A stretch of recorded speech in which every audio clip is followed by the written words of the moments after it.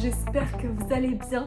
Aujourd'hui on se retrouve pour une vidéo spéciale animée, j'allais dire manga mais on va parler d'animé aujourd'hui. Et alors aujourd'hui j'ai envie de vous parler de 10 animés dont personne ne parle, c'est le titre de cette vidéo, parce qu'ils sont sortis il y a quelques années, que moi j'ai regardé quand j'étais plus jeune et après qu'ils se sont perdus dans les méandres des nouveautés. Oh ça va être trop bien.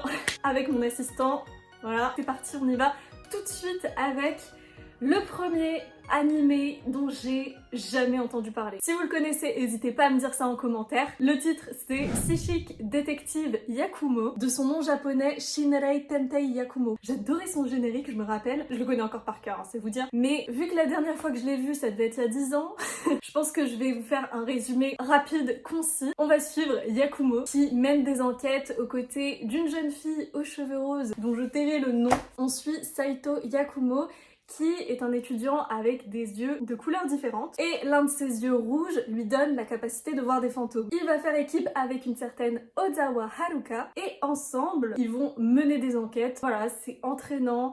Il y a de l'action. Je me rappelle avoir pleuré. Je sais pas si c'est du spoil de dire ça, mais en tout cas, il y a un épisode qui m'avait bien émue. Mon dieu, c'est sorti en 2010.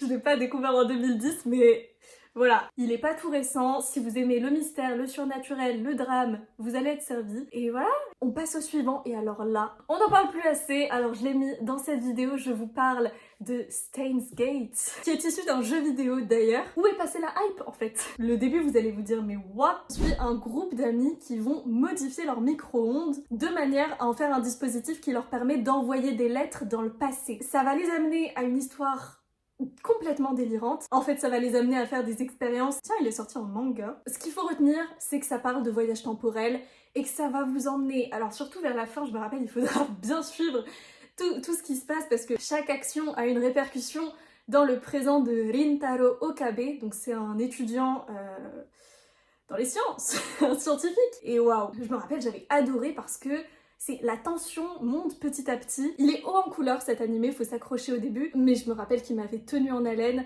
donc n'hésitez pas à tester et j'adore son générique, trop bien. On continue avec un animé que j'avais énormément apprécié quand je l'avais vu au collège, ou au lycée encore, je ne sais plus. Un animé d'un tout autre genre, puisque j'ai envie de vous parler en 3 de Gothic. Gothic qui est adapté d'un light novel d'ailleurs, je savais pas. Oh, j'avais oublié les noms. Il nous raconte l'histoire de Kujo, un jeune garçon japonais qui entre dans une école d'aristocrates. Ah, dans le royaume, mais j'avais complètement oublié. Dans le royaume francophone fictif de Sobure, qui s'étend à travers les Alpes de la Suisse à la Méditerranée et entre la France et l'Italie. Précis. Donc l'histoire se déroule en 1924 dans un monde parallèle. À son entrée dans l'école, Kujo décide de pas trop se mêler aux autres et il va finalement faire la rencontre d'une jeune fille du nom de Victorica qui résout des mystères et il va l'aider dans ses enquêtes. Bref, c'était très chou, la relation entre les deux, le chara design aussi que j'avais beaucoup aimé.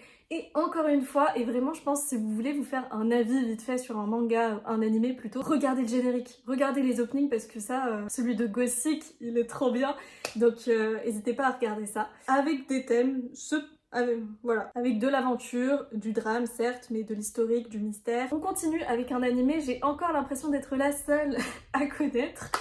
Et il s'agit de Densetsu no Yusha no Densetsu. Je trouvais que ça sortait un peu des clichés de ce que j'avais l'habitude de voir à cette période-là quand je l'ai vu. Dans cette histoire, on va suivre Rainer Luth, ou Luth, je sais pas, un élève paresseux qui étudie dans l'académie de magie de Rorando. Un jour, alors qu'il part en guerre contre le pays voisin, oula, j'avais oublié ça.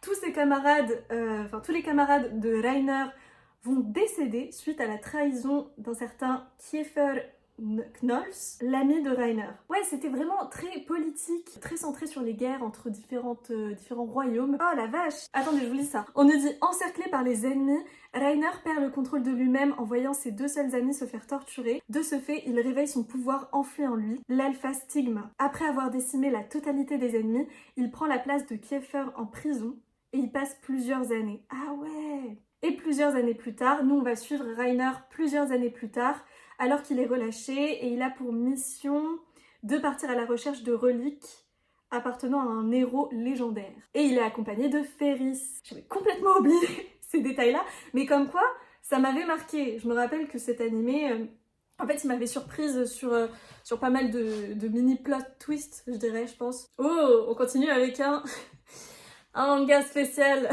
puisque il s'agit encore une fois, et si vous connaissez vraiment, dites-moi, Kamisama no Inai Nichiyubi. Alors, là ça va être spécial parce que je vous conseille uniquement le début. Je me rappelle, c'est uniquement, je crois, les 3 premiers épisodes que j'avais bien aimés. À partir du moment où on comprend les... Comment dire sans pas spoiler, où on a certaines révélations sur l'héroïne, ça retombe. Mais bref, dans cette histoire, on va suivre une fossoyeuse. Ce sont les seules personnes qui permettent aux morts de reposer en paix. Et nous, on va suivre Inai...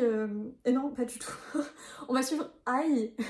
Ai, qui veut dire amour, je crois. Fossoyeuse de son village, dont le chemin va croiser celui d'un certain Hampeni Hambart.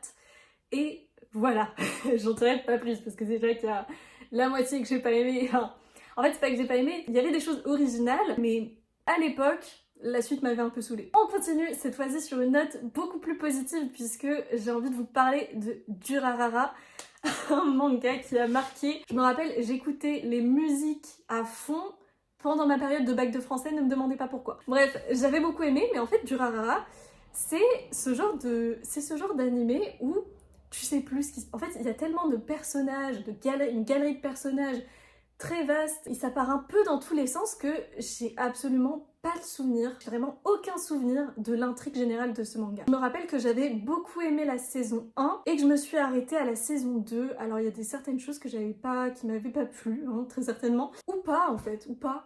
Je sais pas pourquoi j'ai pas continué. Donc, comment vous dire que j'ai pas de bons résumés à vous proposer, si ce n'est qu'on va suivre des étudiants, plutôt des lycéens, je pense qu'ils étaient lycéens, des lycéens à Tokyo, et on nous dit dans le résumé qu'il va y avoir des histoires de guerre de gangs, et ils vont être mêlés à tout ça. Enfin, encore une fois, je vous laisse découvrir avec l'opening, le générique. Et on poursuit avec un animé très, j'allais dire gentillé, ouais, Aoharu X Kinkanju. Là, mes souvenirs sont un peu plus frais, puisque dans cette histoire, on va suivre une jeune fille qui veut intégrer un club de paintball. Non, mes souvenirs, c'est du paintball. Je crois que c'est un club interdit aux filles, ou quelque chose comme ça. Enfin, il y a une histoire qui fait qu'elle va se déguiser en garçon pour pouvoir intégrer un groupe. Et c'est très humoristique, c'est des amitiés qui se créent, qui se défont, qui... voilà. C'est pas prise de tête. Ouais, c'est ça. Hotaru, une fille qui se fait passer pour un garçon, dû à ces circonstances liées aux retrouvailles avec son voisin.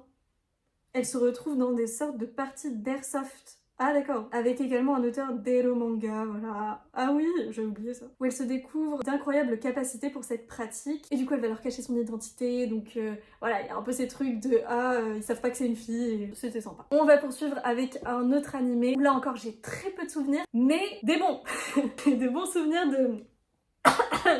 Kyokai no Kanata, rappelez-vous le générique, allez voir le générique. Moi je vois une affiche avec une meuf badass avec des lunettes, parce qu'en vrai c'est assez rare hein, les héroïnes avec des lunettes quand on y réfléchit. Et cette meuf elle maîtrise le sang. Déjà, rien que ça, normalement vous allez checker.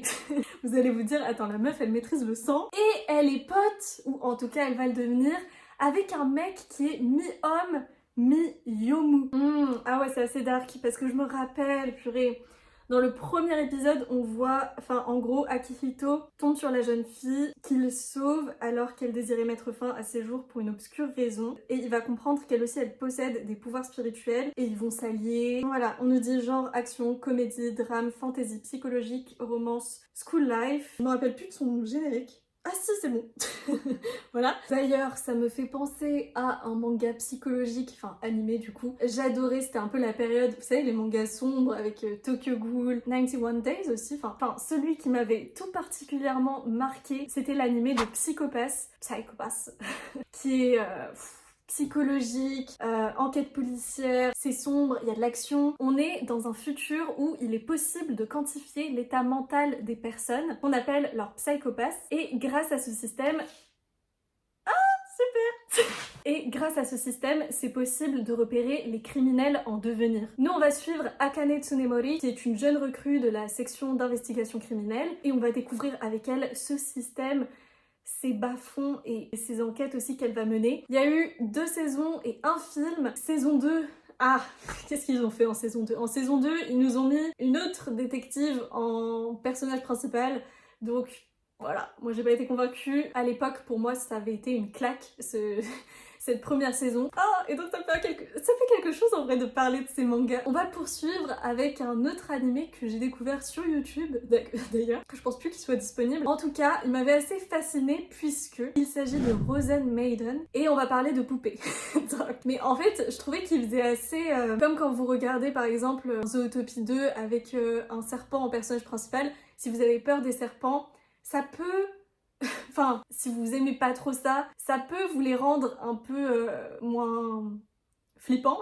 Et donc avec Frozen Maiden, j'ai eu un peu ça en mode... Bah, ça m'a permis de plus trop être axée sur côté flippant des poupées comme ça. On va suivre un jeune garçon qui ne sort plus de chez lui ou plus tellement. En fait, il est déscolarisé, il a peur de se rendre à l'école et il commande plein de choses sur internet. Et un jour, il va recevoir une poupée blonde là, alors qu'il a jamais commandé ça, et quand la poupée va se mettre à lui parler, enfin voilà, il va commencer à flipper, et elle va commencer à lui expliquer des trucs, genre je pense qu'elle a une mission, je sais plus tellement. C'était vraiment spécial hein, comme animé, mais j'ai adoré le graphisme un peu gothique, et les chansons, encore une fois, les génériques et tout. On poursuit avec un animé qui date, et je l'avais même conseillé à une personne qui voulait... Voilà, peut-être commencer un peu les animés, on conseille souvent Death Note et je suis assez d'accord. Ça dépend de la personne, mais commencer par Death Parade, pourquoi pas. Death Parade, c'est un peu genre le genre d'animé qui va vous faire cet effet de waouh, à quel point le générique est décalé avec ce qui se passe dans l'animé. Quand l'animé commence, on est avec deux personnages qui entrent dans un bar et rencontrent le maître des lieux, Dekim, qui va leur imposer un jeu qui devrait en fait révéler leur vraie nature et Dekim les jugera en conséquence. Voilà. On n'est pas sur du mignon tout plein, on est vraiment sur un genre drame psychologique, mystère, et vraiment, ouais, moi j'en garde un souvenir de c'était un peu dérangeant même. Il avait sa place ici. 11, ça fait 11. C'était le bonus de cette vidéo puisque on est arrivé à notre 11e animé. En vrai j'en ai plein d'autres. Et oui, j'ai poncé de l'animé. Toi aussi t'es d'accord? Parfois je me demande comment ça se fait que je parle pas encore japonais. En tout cas, si vous en connaissiez certains, manifestez-vous. Manifestez-vous, je vous attends en commentaire. Si vous avez des mangas plutôt actuels à me conseiller mais qui sont assez niches, allez-y. Parce que du coup je vois passer toujours les grandes têtes d'affiche entre guillemets. Et le reste ça passe souvent à la trappe. D'ailleurs il y en a un autre là qui vient... Ah c'est horrible, il y en a un autre qui me vient à l'esprit en mode tu pourrais en parler aussi.